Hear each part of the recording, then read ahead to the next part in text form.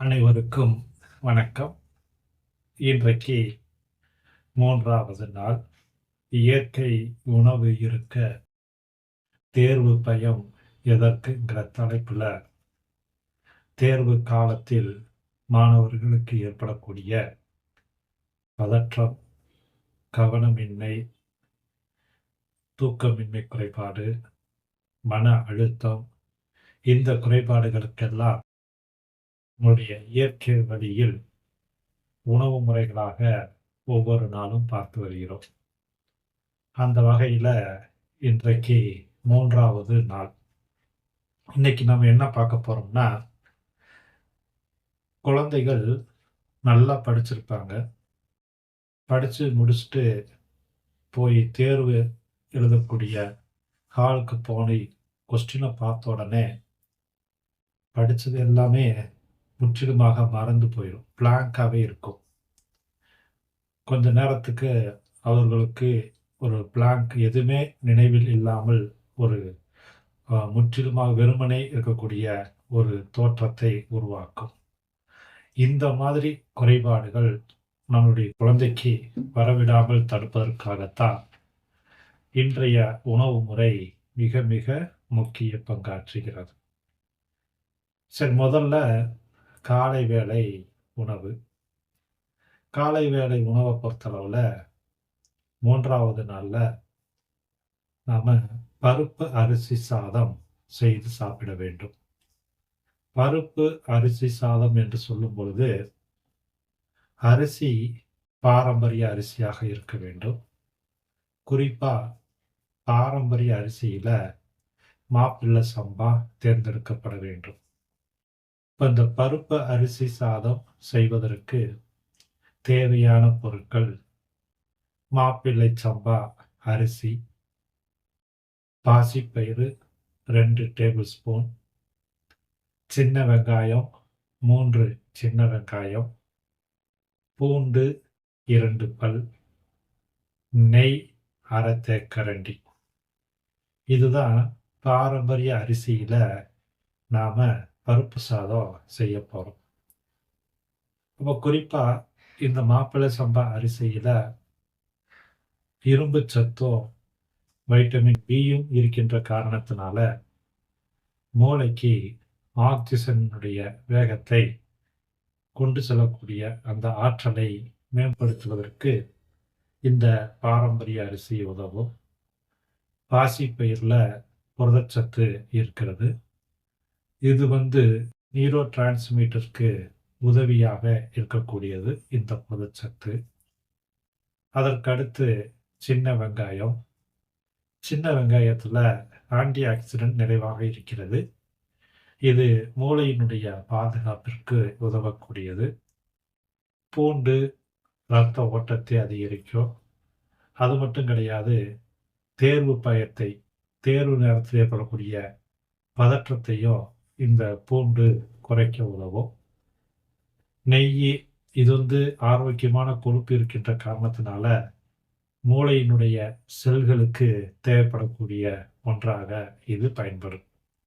இவ்வளவு பயன்கள் இருக்கின்ற காரணத்தினால தான் இந்த வகையான மெனுவை நாம தேர்ந்தெடுத்திருக்கின்றோம். இதை எப்படி செய்யறதுன்னு பார்த்தீங்கன்னா, வழக்கமா பாரம்பரிய அரிசியை நன்றாக ஊற வைத்து அரிசி சாதமாக செய்து வச்சுக்கோங்க. பாசிப்பருப்பை வேக வச்சு அதில் வெங்காயத்தையும் பூண்டையும் நறுக்கி போட்டு நல்லா மசிச்சு அதனோடு அரிசி சாதத்தை கலந்து 1/2 தேக்கரண்டி நெய்யையும் கலந்து நல்லா ஒரு கலவை பண்ணி காலை வேளை உணவாக குழந்தைகளுக்கு நீங்க செஞ்சு கொடுக்கலாம். இதுதான் பாரம்பரிய அரிசி சாதம். இந்த சாதம் காலை வேளையில குழந்தைகளுக்கு கொடுத்துக்கிட்டு வந்தீங்கன்னா மிக அற்புதமான பலன்களை நீங்கள் கண்கூடாக பார்க்கலாம்.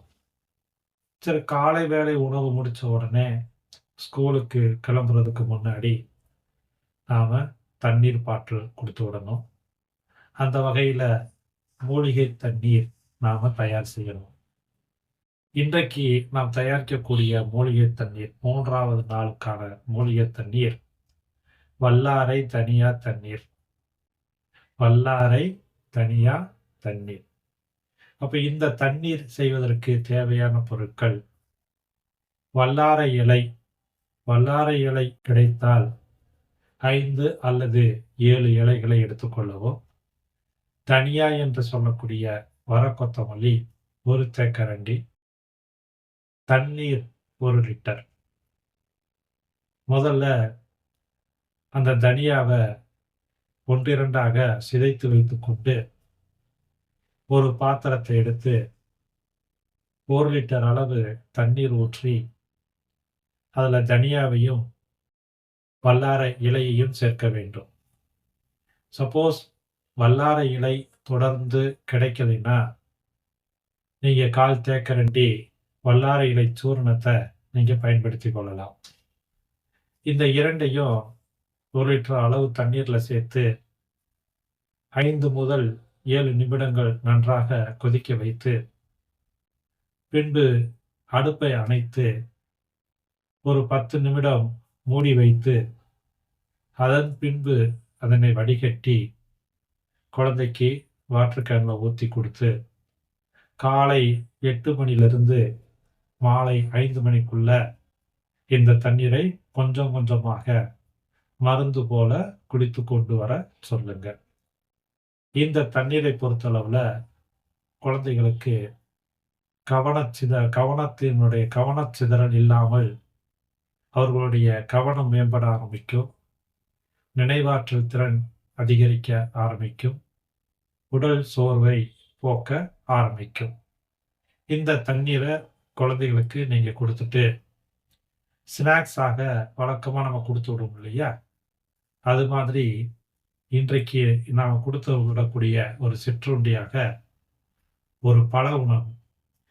என்ன பழ உணவுனா மாதுளம்பழமும் பேரிச்சம்பழமும்.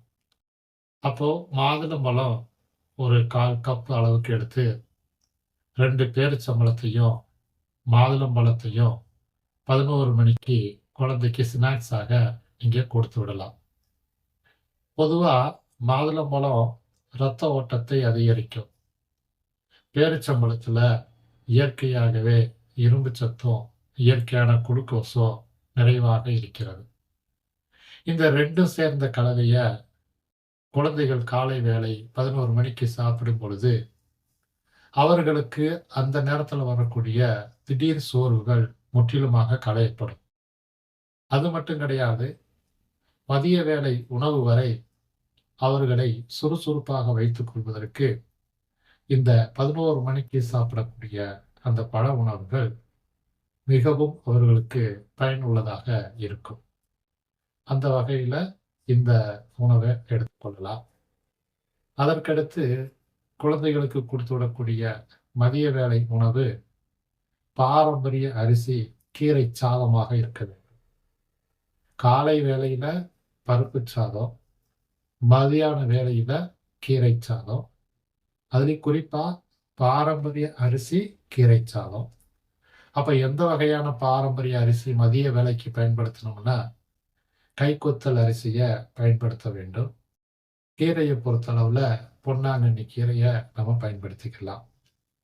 அப்போ மதிய வேளை உணவுல சாதம் வழக்கமா அரிசியை ஊற வைத்து சாதம் செஞ்சு வச்சுக்கிட்டு கீரையை வேக வைக்கணும். நல்லா வெந்ததுக்கு அப்புறம் அதுல 1 தேக்கரண்டி அளவுக்கு கருப்பு எள்ளு. ஏன்னா கருப்பு எள்ளை பொறுத்தளவுல கால்சியமும் மெக்னீசியமும் நிறைவாக இருக்கிறது.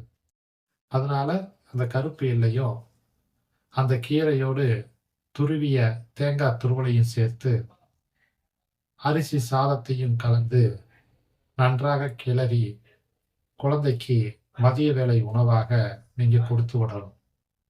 இப்போ மதிய வேளை உணவுல இந்த பொன்னாங்கண்ணி கீரையும் கைக்குத்தல் அரிசி கொண்ட ஒரு கீரை சாதமாக குழந்தைக்கு நீங்க எடுத்து வரலாம்.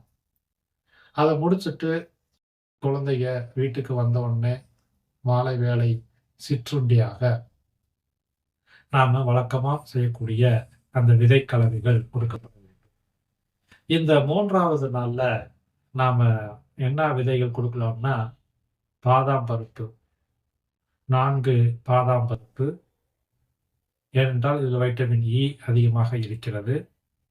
வால்நட் 1, நமக்கு ஒமேகா 3. பூசணி விதை துத்தநாகம் இருக்கின்ற காரணத்தினால பூசணி விதை 1 தேக்கரண்டி. இந்த 3 விதைகளையும் கொண்ட கலவையாக நாம குழந்தைகளுக்கு சாயங்காலம் வந்த உடனே, ஸ்கூல் விட்டு வந்த உடனே 5 மணிக்கு இந்த 3 விதை கலவைகளை குழந்தைகளுக்கு கொடுத்து வர வேண்டும். இப்படி இந்த காலை வேளை பாரம்பரிய அரிசி கீரை சாதமும், நாள் முழுவதும் வல்லாரை தனியா தண்ணீரும், காலை 11 மணிக்கு மாதுளம்பழமும் 2 பேரிச்சம்பழமும், மதிய வேளை கைக்குத்தல் அரிசியுடன் கூடிய பொன்னாங்கண்ணி கீரை சாதமாகவும், மாலை வேளை இந்த விதை கலவைகளையும் நீங்க கொடுத்துக்கிட்டு வந்தீங்கன்னா, அந்த குழந்தைகளுக்கு கவனம் சிதறாமல் இருக்கும்.